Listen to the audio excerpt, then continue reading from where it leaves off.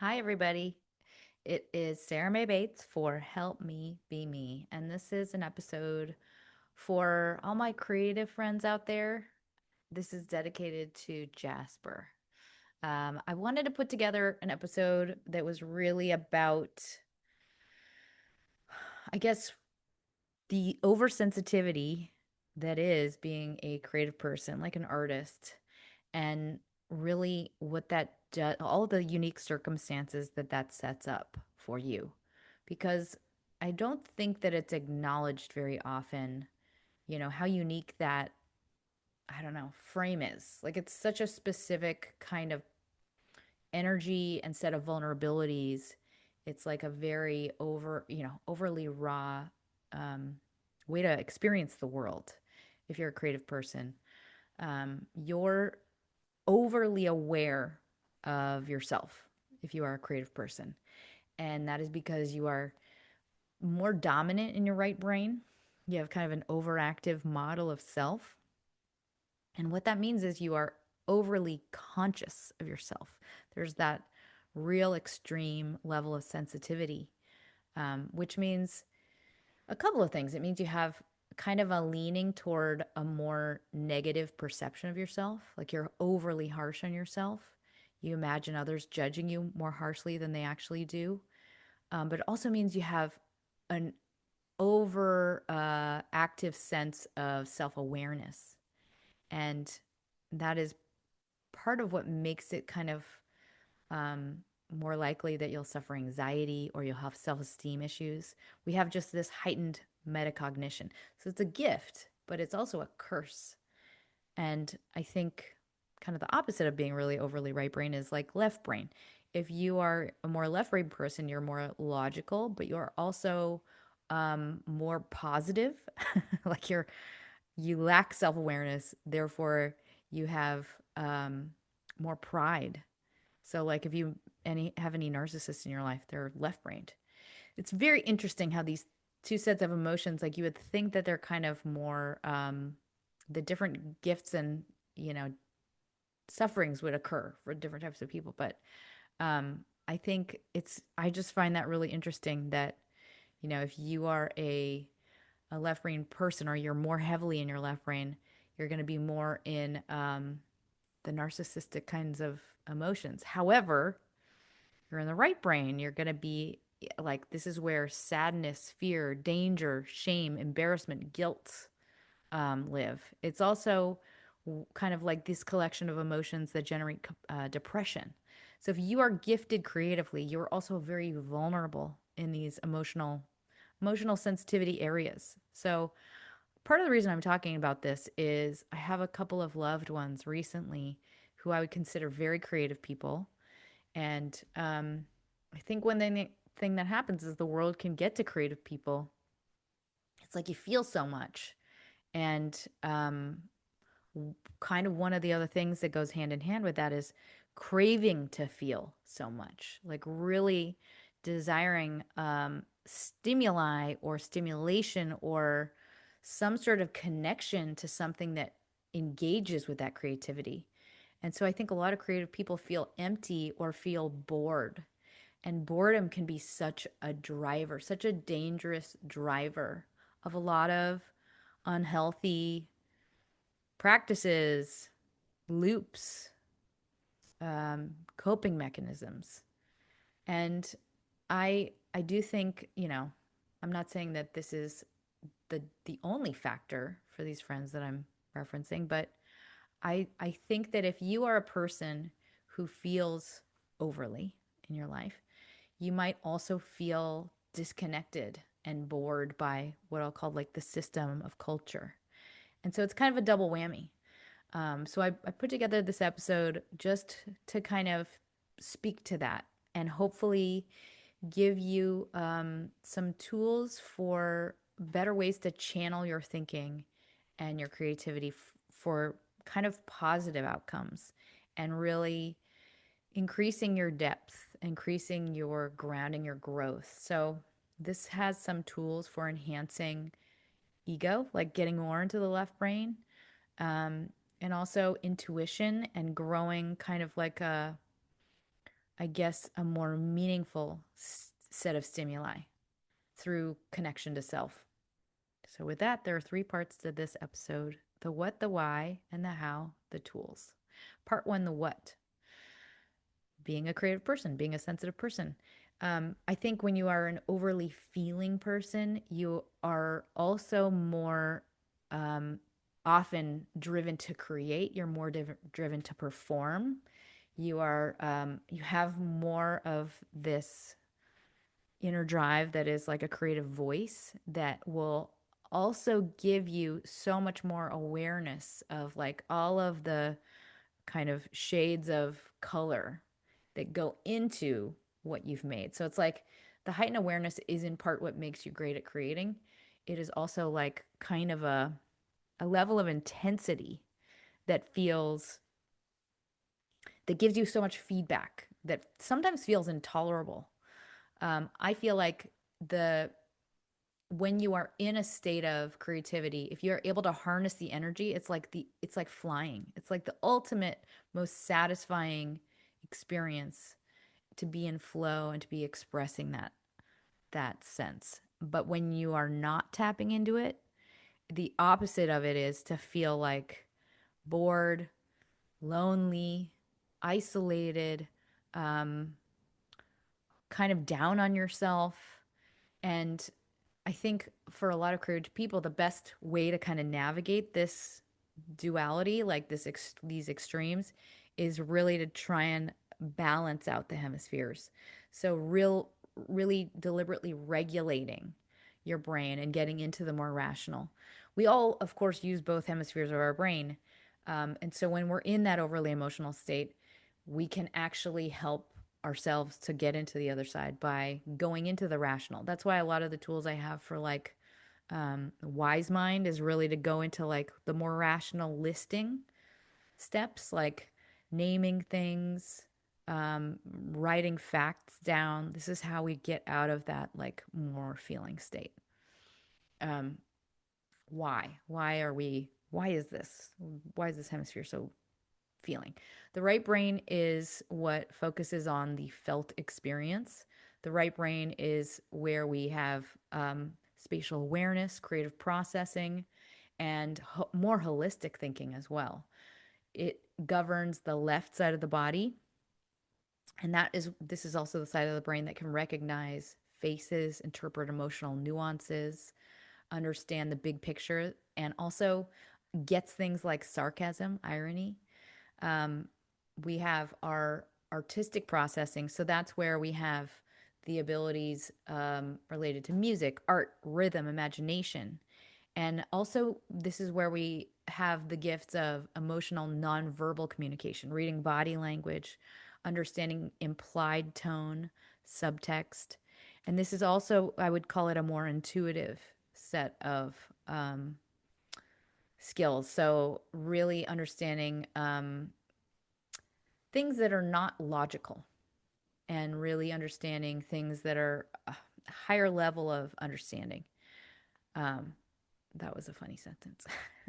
So, all of that is to say, that is right brain. Left brain, more analytical, um, really logic based. And I think that what happens when we have a need of stimuli, when you're a creative person, you need that stimuli. It's often a feeling of, I need a fix. I need to feel like satisfied in some way. I need something to fix it. It's like kind of like a bottomless pit feeling.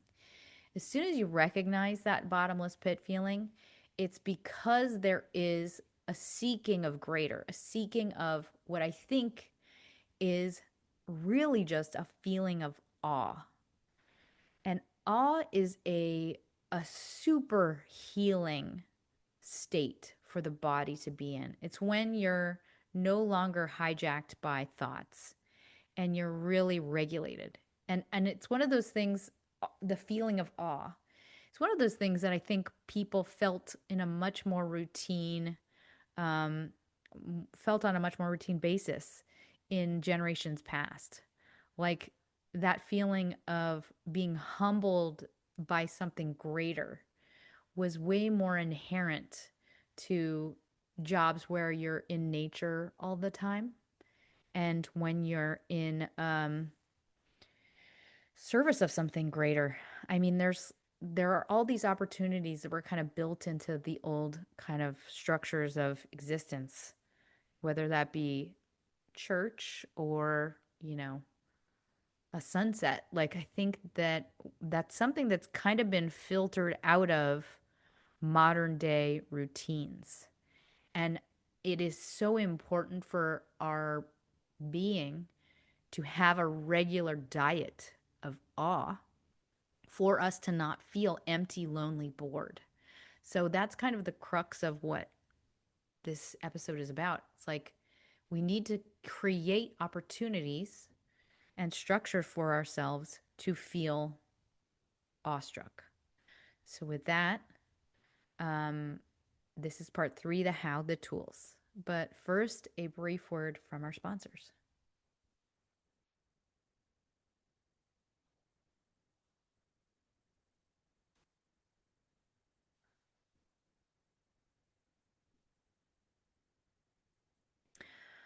Um, okay, part three, the how, the tools.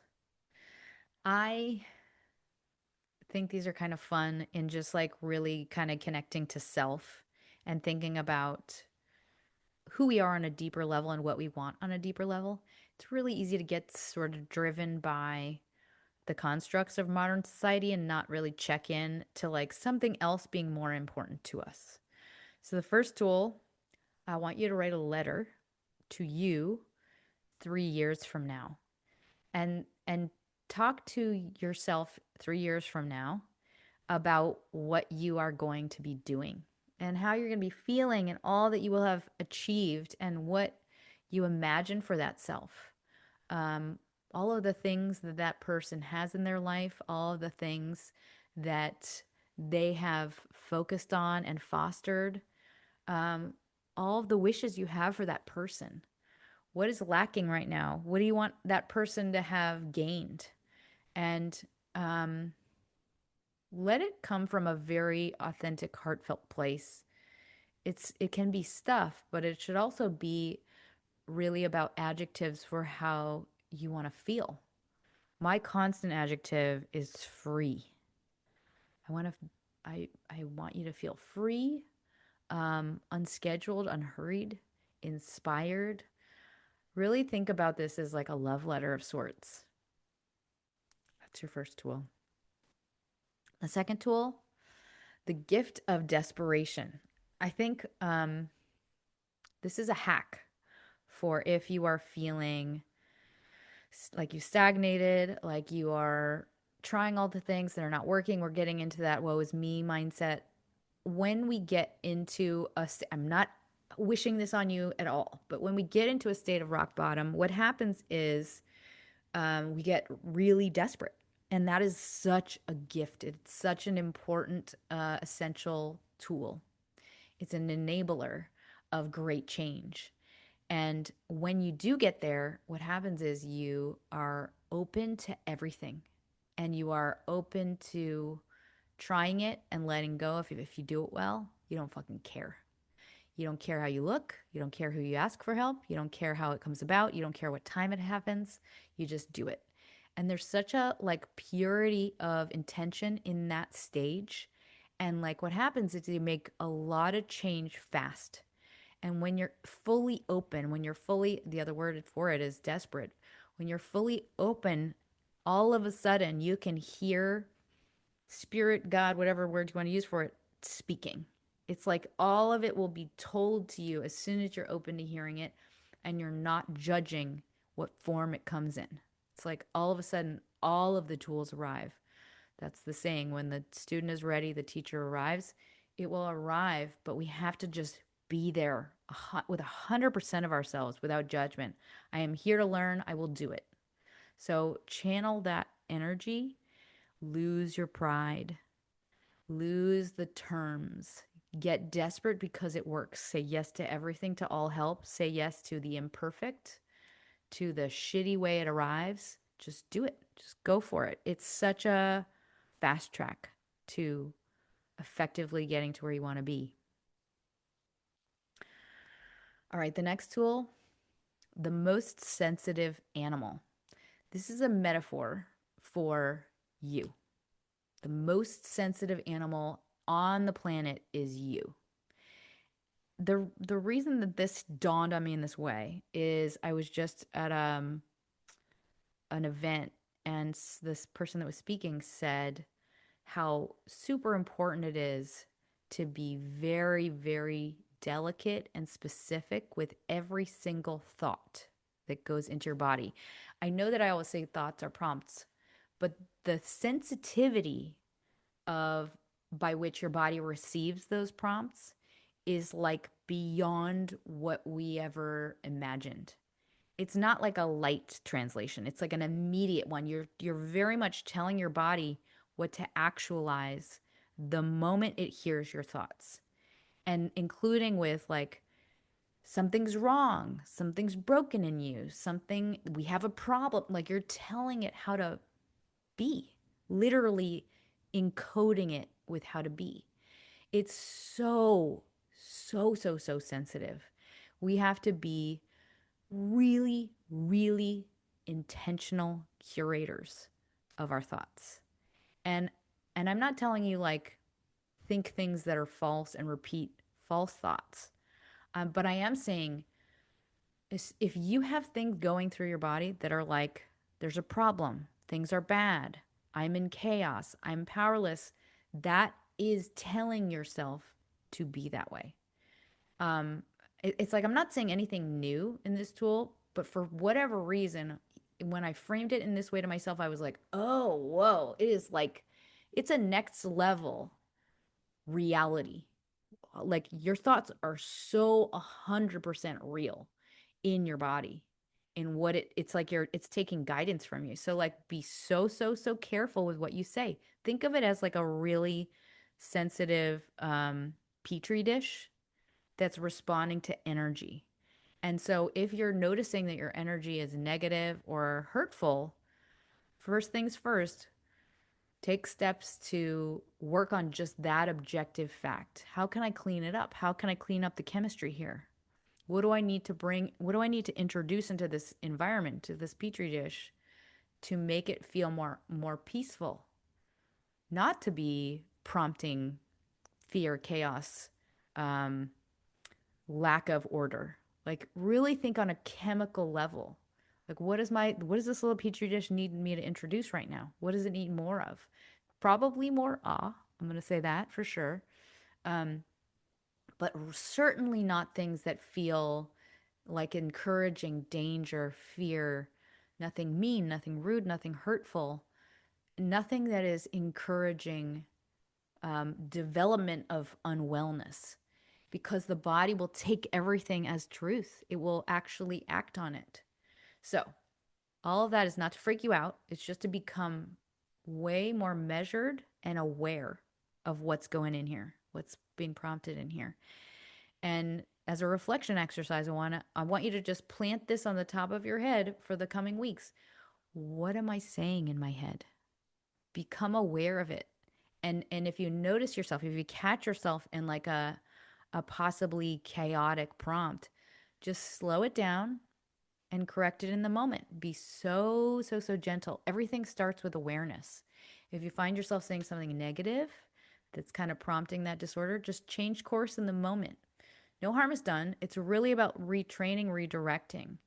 Um, I know that a lot of the times these are kind of old habits, they're almost involuntary. I'm not telling you like feel bad about that. I'm just saying notice it and like in the moment, like, whoa, okay, no, I don't mean that.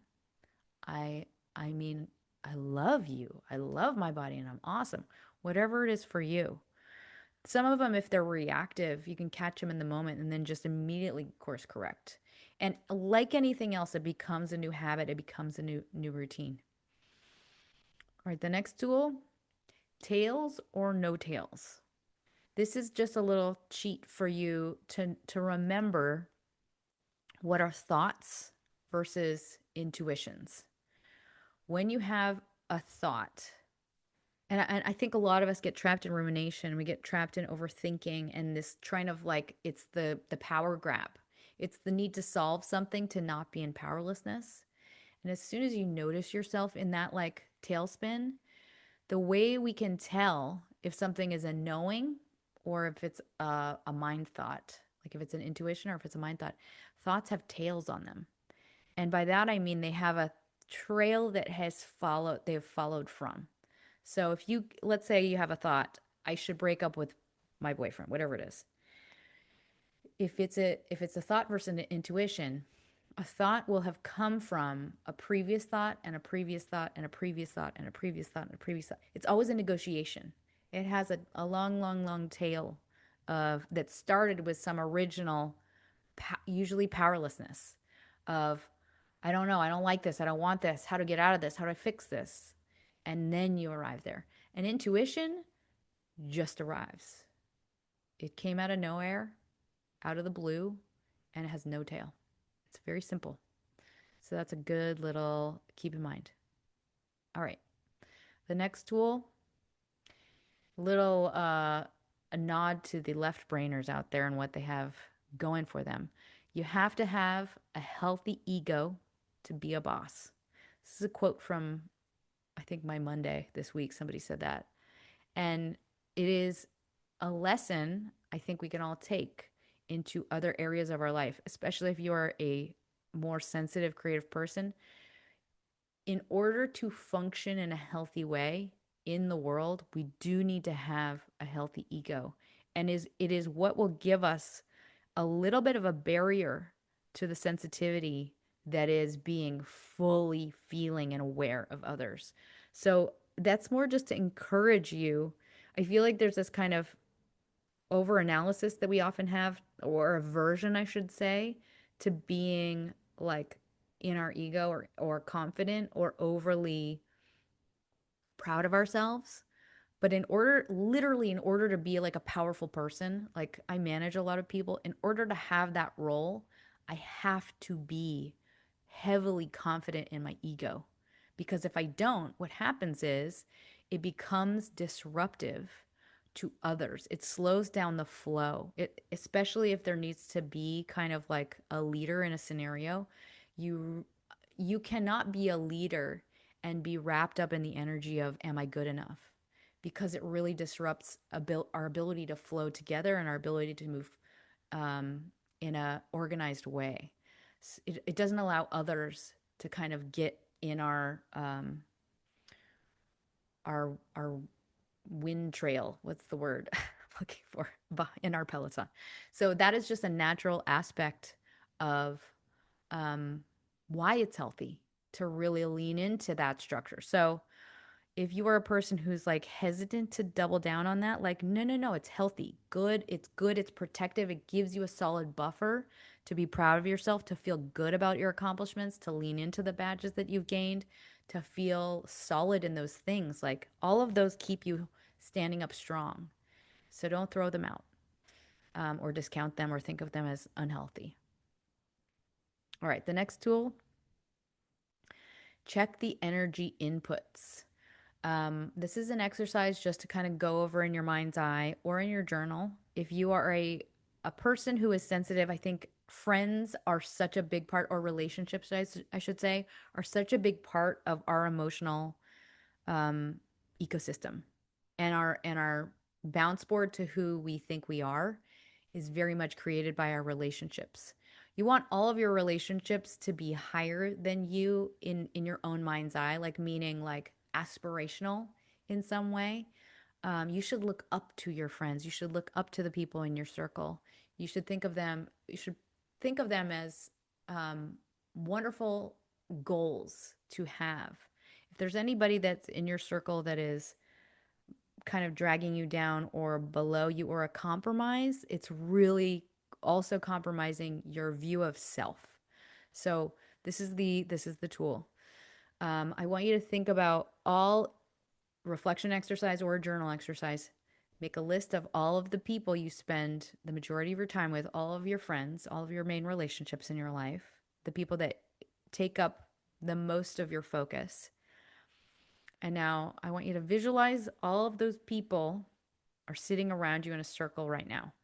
Like, close your eyes And one by one, address them in your mind's eye, kind of interact with them in your mind's eye, and just notice, what do they say and what energy do they bring up in you. And I think this is like a very enlightening exercise, because you will see immediately, like, are those relationships positive? Do they lift you up?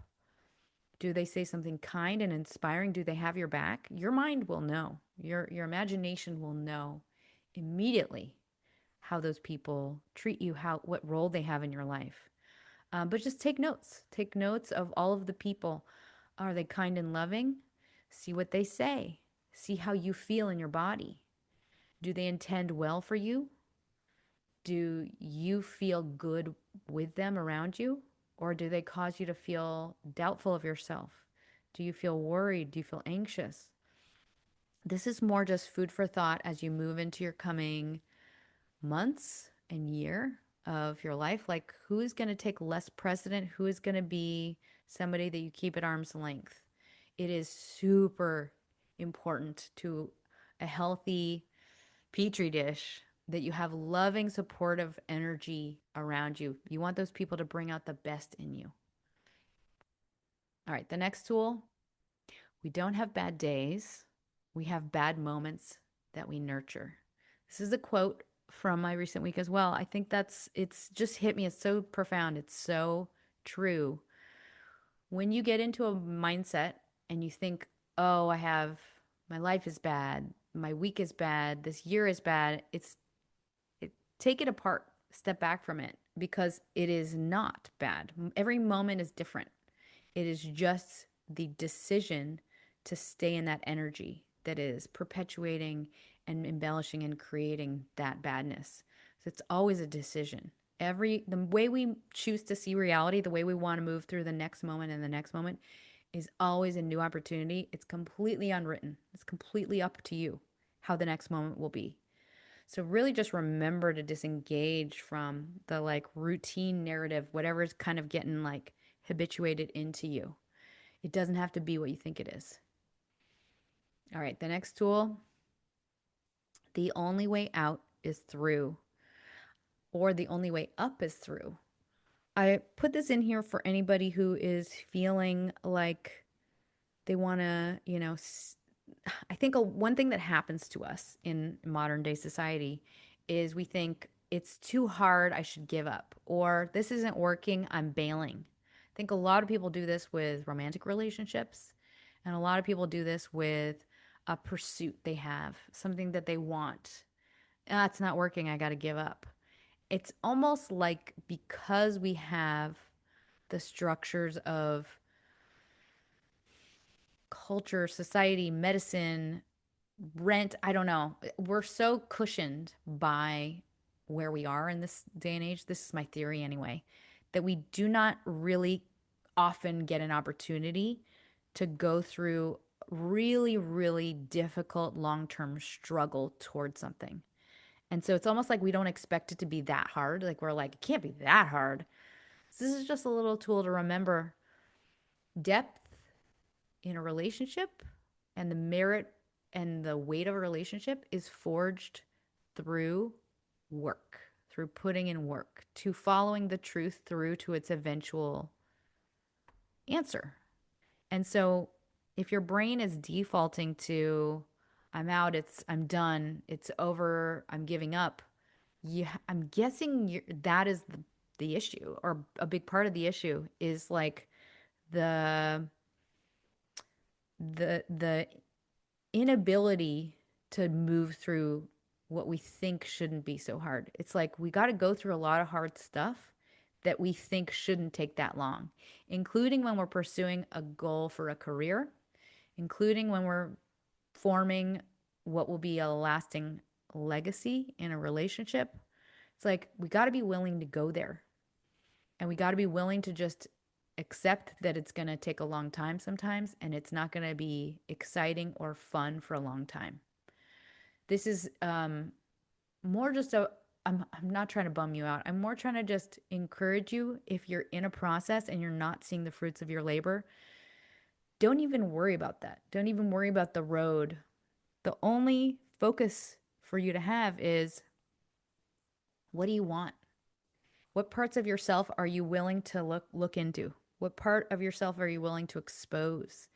How much can you erase your need to be right? How much can you let go of how it happens? Be there with your goal. Say you want the goal and let everything else go. All the judgment of how you get there, let that part go. It is, it's such a different energy. And it's like everyone around you can see it. As soon as we mentally get there, of it's like a surrender and a like decision simultaneously. As soon as someone is there, everybody else recognizes it and gets out of the way. It's like we're just like, oh, they're headed there. I see it. They're headed there. I know where they're going. I know I can't stop them. It's a very different arrival. So, offering that in case it helps, not to freak you out. All right. The next tool, um, the God box. If you hate the word God, it's just the truth box. I was talking to a friend recently, and she was saying she was really in the rumination of how something was going to happen. And I was like, "Oh, put it in the God box." She's like, "I'm sorry, what?" And I'm like, "Whoa, whoa, whoa! You don't have a God box?" And me 10 years ago would be like, "Ew, a what box?" But now I have one and I use it, and it's amazing. Whatever you want to call it, the truth box I think works just as well. But if you're in a rumination stage of like trying to solve something, if it's keeping you up and it's keeping you freaked out and worried and trying to control it, the first thing you got to do, write it on a piece of paper and put it over in your little, so by God box or truth box, universe box, just a little nice ornate box of some sort or a shoebox that you decorate. And this box will just contain anything you are going to relinquish to fate and relinquish control over, relinquish the job of solving. You're giving it over to truth, what is meant to be, God, the universe, whatever thing you want to label it as. They're all one and the same. And then you can just let it go. You don't, it's not your job to worry about it. It's not your job to solve it anymore.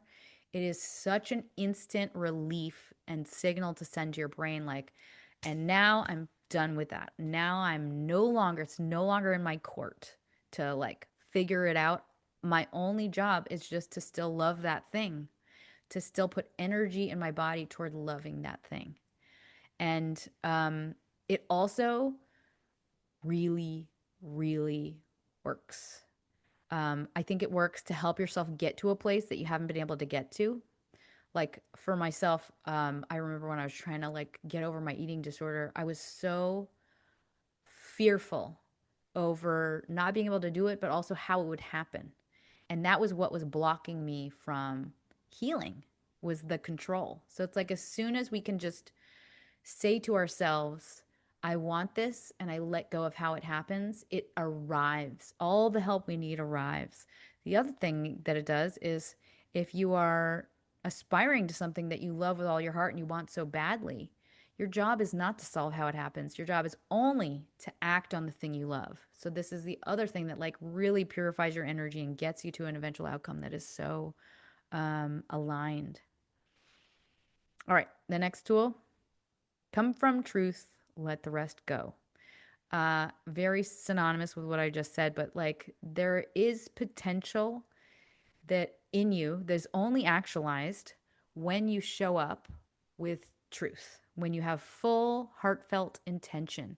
And the other half of that heartfelt intention is just surrendering, really being in the positive intention solely versus the controlling energy of it has to be this way.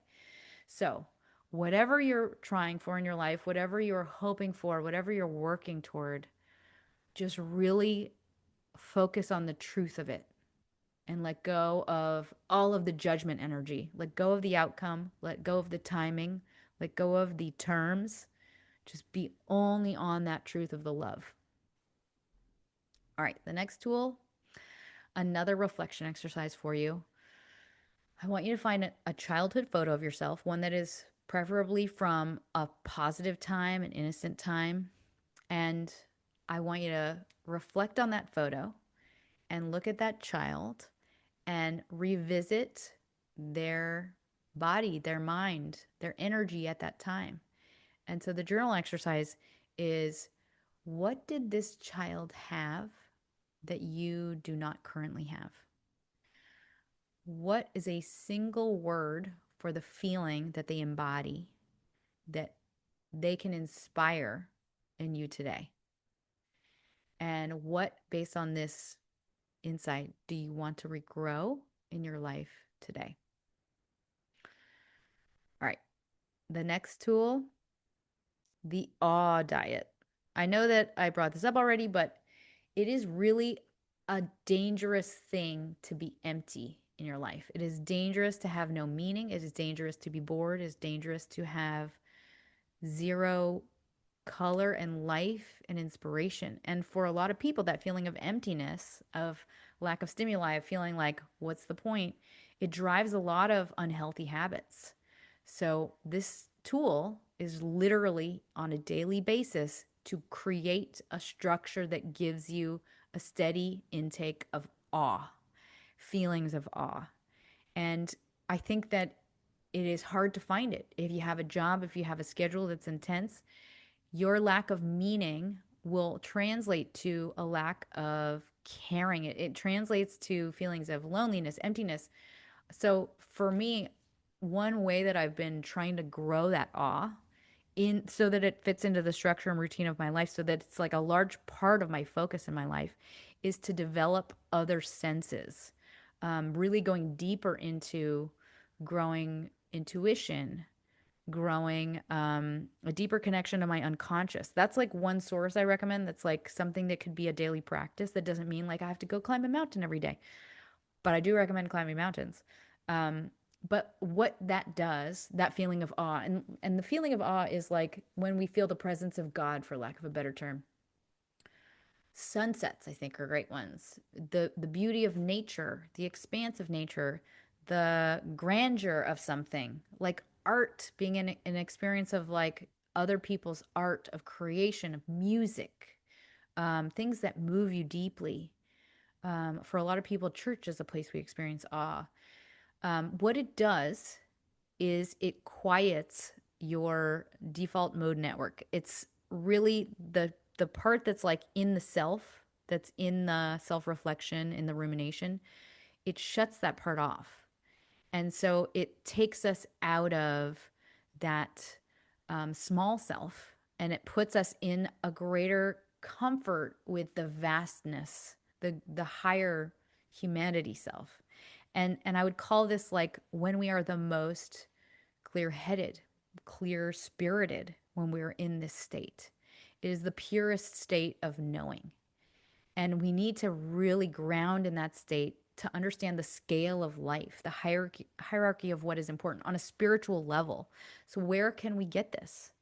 I want you to think through what that is for you, but also just be conscious like, I got to have that feeling in my everyday. Another really convenient one, if you can curate it for yourself, that is very healing for all of these reasons, is group song. Anywhere you can sing with other people. It is when you sing with other people, in your saliva, you will release oxytocin, endorphins, dopamine. These are these biochemicals that give you feelings of bonding, happiness, deep trust very instantly.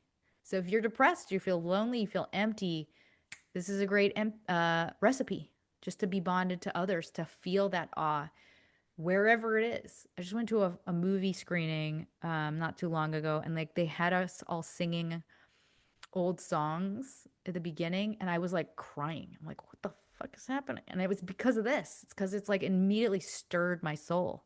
But it's kind of embarrassing, not gonna lie, but I was like, it's because I'm releasing all the things.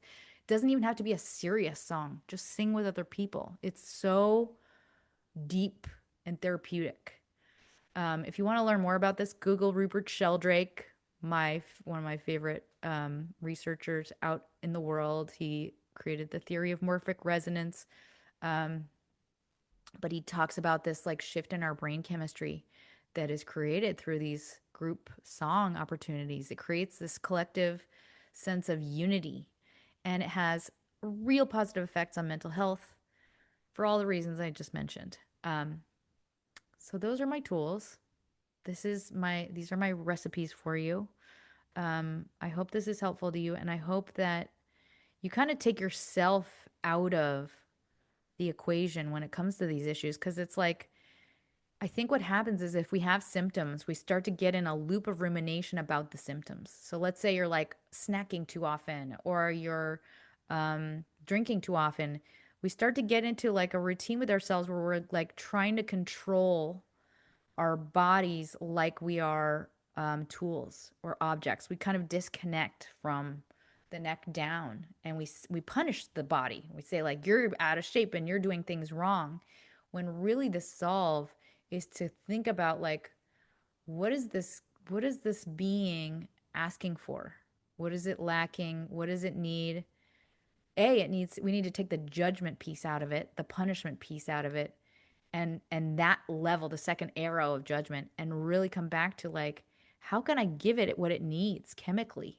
What is it lacking? How can I start to create those rhythms, those routines, so I'm fulfilling it? And it's not getting into this like reactive, um, bottomless pit seeking energy. It's craving something, but I can give those things to it in a different way, more holistically. But I need to be able to step out of the like real triggered loop that is ruminating about the symptom. That the rumination about the symptom will get us into a powerlessness narrative where we're like, I can't fix it. I'm going to try harder. I'm going to muscle it more. I'm going to punish the object that is my body more. That's creating a second problem. So, really allowing yourself this the first the grace to be human, to be experiencing a symptom, the not the punishment. And second, like, how can I take this moment as like uh, a potential for growth? This is the clay I'm being presented. This is the moment of friction for me to move through something to a different, higher level of self. That's what it's here to present for you. Um, so, in closing, your time on this earth is limited. And I want you to think beyond what everybody else thinks you should do and what everybody else holds in high esteem, and really ask, where do I want to be spiritually, holistically, and what do I want to feel? What's important to curate for myself on a daily basis that puts me at the top of the hierarchy? Be in awe, be present, be with those you love. Tell them often that you love them. Sing with others.